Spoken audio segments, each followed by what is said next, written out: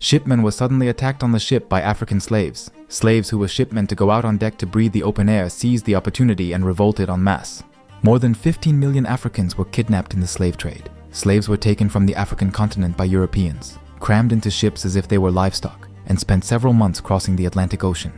During the Atlantic crossing, also known as the Voyage of Hell, many slaves died of disease and starvation, or took their own lives under extreme stress. It is believed that 1 in 6 of the slaves died on board the ships. However, even under such extreme conditions, some of them attempted to resist the Europeans with their last strength. According to one theory, there was a mutiny by slaves on 1 out of every 10 to 15 slave ships. For the 500 years since the slave trade began until the present day, Europe has been on the side of the powerful and Africa on the side of the weak. However, it is said that when Europeans and Africans first met, the relationship between the two was actually equal. When did the equal relationship between Europe and Africa break down and alter to that of strong and weak, or winners and losers? And what happened to the slaves who revolted on the ships? Let's take a closer look at the history of the slave trade, also known as the worst trade in human history. Hello everyone, I'm Kanta. Europe is the strong and Africa is the weak. Start of the European-led African slave trade was the very moment when this structure, which continues to the present day, decisively began. When you hear about the slave trade, some of you may merely think, such a terrible thing happened in the past. However, learning about the history of the slave trade and also the colonial rules in Africa will give you an opportunity to think about how today's world system was created. In this video, we will follow the historical flow of the slave trade from its beginning to the period just before it was abolished. When in the world did the equal relationship between Europe and Africa break down? What happened to the slaves who revolted on the ships? Please watch until the end. Back in the 15th century, more than 500 years ago, the so-called Age of Discovery began when European countries, starting with Portugal, expanded overseas and discovered new continents. After Portugal reached the African continent, Europeans and Africans began a full-fledged relationship. Although we today, who know the history of the slave trade, have the impression that Europeans have dominated and exploited Africa since then, it is actually said that when Europeans and Africans first met, there was an equal relationship between them based on mutual trust. Europe exported mainly metal products, while Africa exported goods such as gold, ivory, and pepper, and both Africa and Europe benefited from each other. As will be explained later, during the slave trade and colonial rulings, Europe unilaterally exploited Africa. But when the two worlds, Europe and Africa, first met, there was an equal relationship of mutual benefit.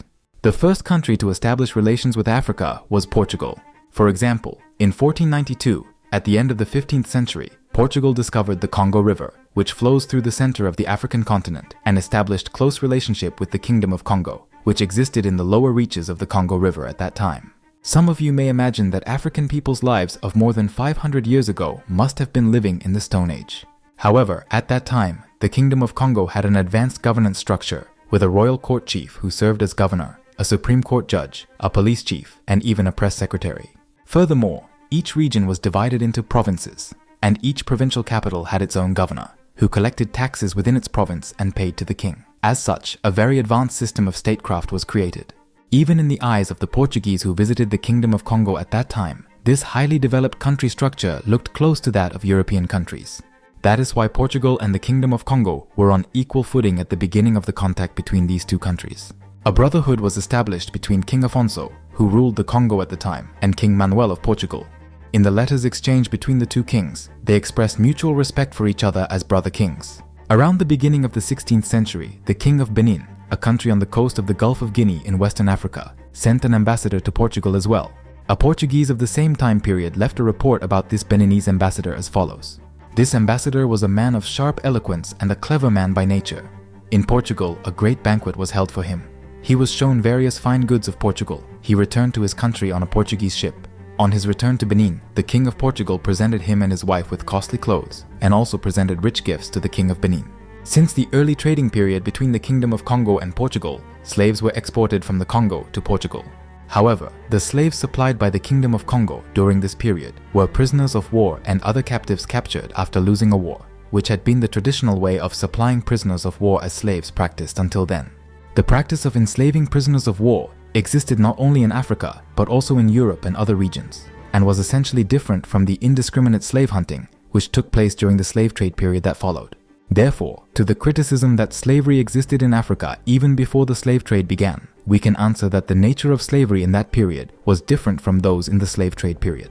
When did the relationship between Europe and Africa, which should have been equal, go wrong? The relationship between Europe and Africa collapsed, leading to Europe's unilateral exploitation of Africa for its own benefit. If I had to sum up the factors that led to this collapse in one word, it would be pressure from the outside world. In the 16th century, European countries began to operate large-scale plantation enterprises on the continents newly discovered by Columbus and his followers, namely the Americas and the West Indies.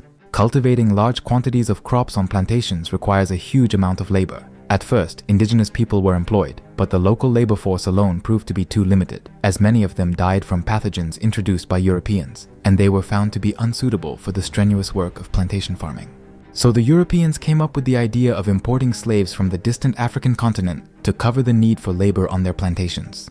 This pressure from the outside world, that is, the need for a large amount of labor to operate plantations on the new continent, made the traditional practice of enslaving prisoners of war captives completely insufficient. As a result, a system was created to intentionally generate a large number of slaves. From this period on, the nature of slaves changed from captives to commodities. Europeans, who established slave trading centers along the coast of Africa, created a system to acquire slaves without getting their own hands dirty.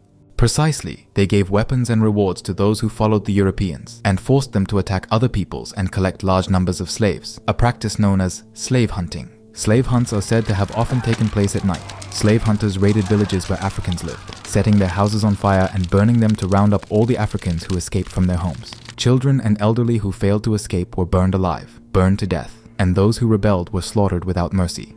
According to one theory, 10 times as many lives were lost for the capture of a single slave.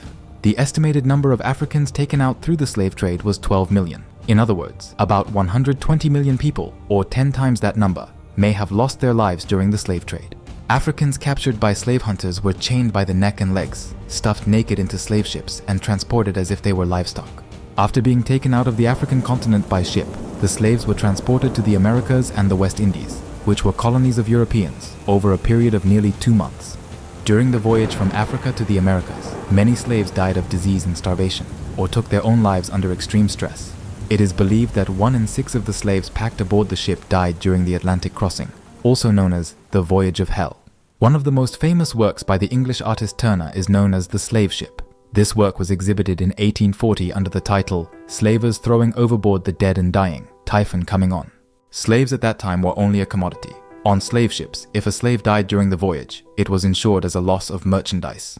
Slave traders of the time took advantage of this and threw away seriously ill slaves overboard when typhoons struck.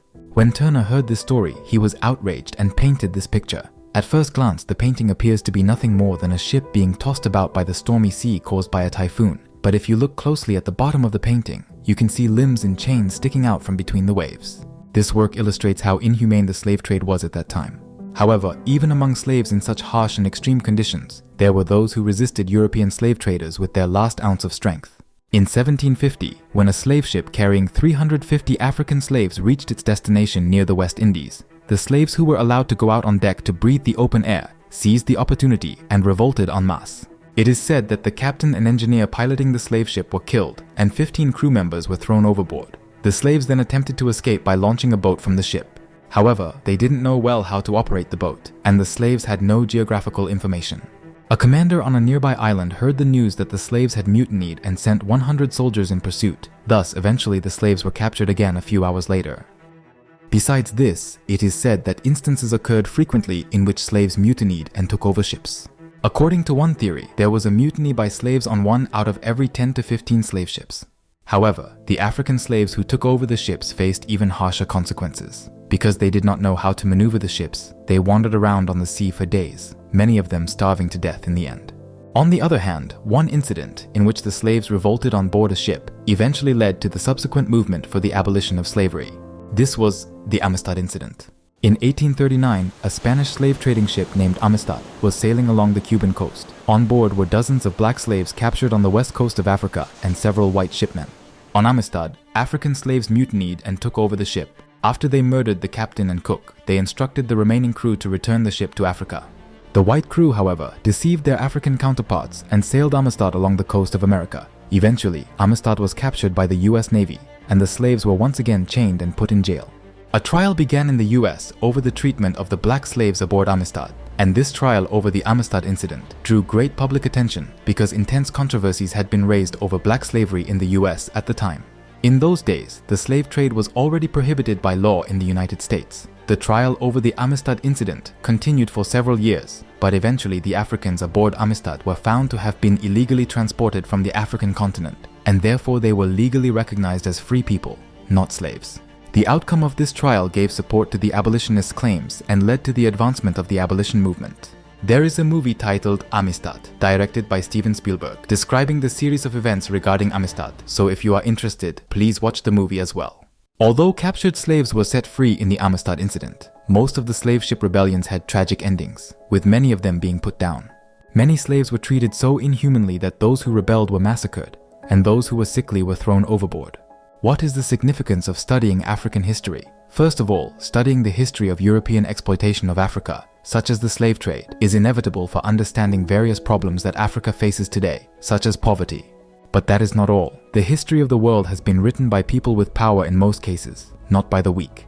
Therefore, we can better learn and understand the truth of the world's history by looking into it from the viewpoint of Africa, which has been put on the weak side for the past 500 years. This is the great significance of studying African history. It was Britain that led the Atlantic slave trade, in which African slaves were traded. Major British cities such as Manchester, Birmingham, and Liverpool are said to have profited enormously from the slave trade and prospered greatly during this period. However, it was also Britain that first moved to ban the slave trade. Why did Britain move to ban the slave trade, even though it was reaping enormous profits from it? Although the slave trade was supposedly banned for humanitarian purposes, in reality, the economic situation on the British side was a major factor in banning the slave trade. Why was the slave trade banned, despite its continuance for 400 years? The unknown reasons will be explained in the second half of this video. I will upload the second half of this video soon, so please subscribe to this channel and wait for it. It would be great if you could also turn on the bell button. I have often explained the history of Africa, including the slave trade and colonial rulings. In the days ahead, I would like to explore opportunities to visit historical slave trade sites and other places, and try producing videos based on my visits to those places. In the past, I have covered the history of the East African slave trade. I visited Bagamoyo and Zanzibar Island in Tanzania, which have a rich history of slave trade with Arab traders. If you have not yet seen these videos, please watch them as well. It is very important to learn on site, rather than just researching and learning in your own country.